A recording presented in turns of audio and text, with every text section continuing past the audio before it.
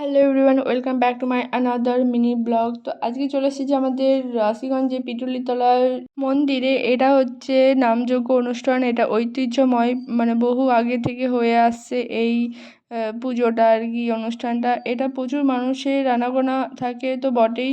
এই নামযজ্ঞটা হয় 4 দিন ধরে। প্রথম দিন হয় অধিবাস, তারপরের দিন 2 দিন ধরে নাম চলে, যেহেতু 16 প্রহর হয় তার জন্য। তারপরের দিন হয় মালসা।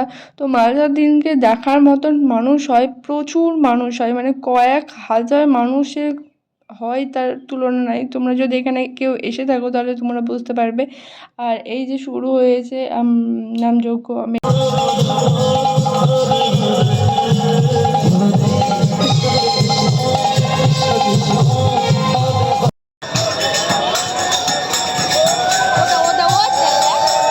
আমাদের ওষুধ ছিল বলে আমরা ভিতরে যেতে পারিনি, তাই আমরা দূর থেকে দেখছিলাম, রাস্তা থেকে।